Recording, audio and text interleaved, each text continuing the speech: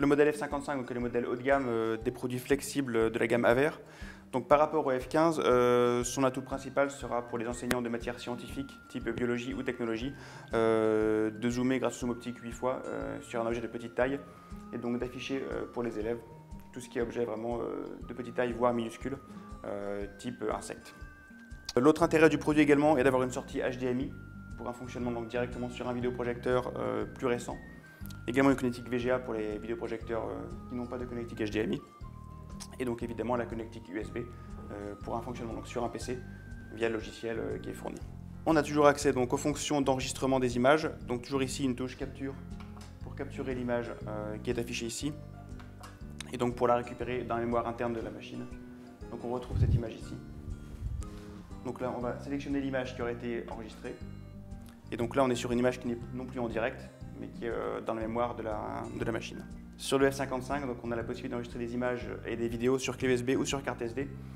Donc ce qui permet à un enseignant de faire une manipulation en biologie par exemple, sous la caméra, d'expliquer ce qu'il fait et donc de récupérer sur la clé USB un fichier audio-vidéo qui sera réexploité pour d'autres cours. L'intérêt donc c'est d'avoir un produit qui est autonome et qui peut enregistrer des vidéos sans passer par un PC. L'autre intérêt du F55 pour les professeurs de matières scientifiques est de pouvoir comparer deux images simultanément. Donc dans les menus ici, vous avez une fonction de partage d'écran qui permettra donc de garder sur la partie droite l'image en direct qui est affichée ici. Et donc ensuite sur la partie gauche, on a accès aux images qui ont été enregistrées. Donc on peut afficher une image comme celle-ci et donc comparer simultanément deux objets. Donc ici donc un insecte et une feuille. En technologie, ça pourrait être deux éléments d'une carte mère ou en anglais par exemple un texte en anglais et la traduction en français pour comparer deux textes simultanément. Donc le F55 permet également de mettre en avant une partie d'un texte ou d'un objet comme ici. Donc on a dans les menus une fonction cadre d'image qui est ici, qui va permettre en fait de cacher tout ou partie de la vidéo en direct. Donc là, le professeur peut choisir de n'afficher aux élèves qu'une partie de la caméra pour que personne ne voit ce qui se passe autour. L'intérêt, par exemple, pour une matière type, comme en français par exemple, va être de cacher les exercices et de ne montrer voilà, qu'une partie d'un texte ou d'un exercice pour que les élèves restent concentrés sur une partie de ce qui est affiché.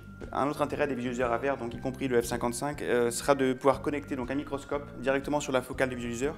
Donc Aver fournira donc une petite bague en plastique qui va se brancher sur le visualiseur directement, à partir de laquelle on va entrer donc le microscope en face de la focale et donc ce qui permettra d'afficher en classe via le projecteur la vue en direct du microscope. L'autre intérêt d'utiliser la bague microscopique sur un microscope en classe de sciences, c'est qu'on garde toutes les fonctions inhérentes à la machine, donc tout ce qui est enregistrement des images ou des vidéos. Donc on pourra capturer des images du microscope directement donc, dans le visualiseur. Donc en termes de connectique pour le F55, vous avez ici donc l'alimentation 12 volts indispensable au fonctionnement. L'entrée VGA pour rentrer un PC et se servir donc du visualiseur pour faire le switch entre le mode PC et le mode caméra. La sortie VGA directement sur un projecteur. La sortie USB pour un fonctionnement sur un PC via le logiciel.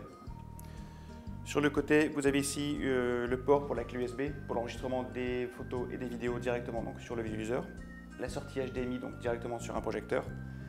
Et ici donc la fente pour carte SD pour l'enregistrement des photos et des vidéos sur carte SD au même titre que sur la clé USB. Vous avez sur le panneau du F15 donc plusieurs touches qui rassemblent les fonctions du visualiseur. Donc la touche ici centrale AF est pour l'autofocus, donc pour la mise au point de l'image. L'éclairage se fera ici, une touche donc lampe. La touche freeze pour le gel de l'image, donc pour que l'image se fige, pour ensuite la libérer et rafficher l'image en direct. La touche de capture donc pour l'enregistrement des images qui vont se mettre dans la mémoire interne du visualiseur. La touche playback ici pour la relecture des images qui auraient été préalablement enregistrées. Et la touche caméra PC pour faire le switch entre la vue de la caméra en direct et la vue du PC si on a branché un PC sur l'entrée VGA du visualiseur.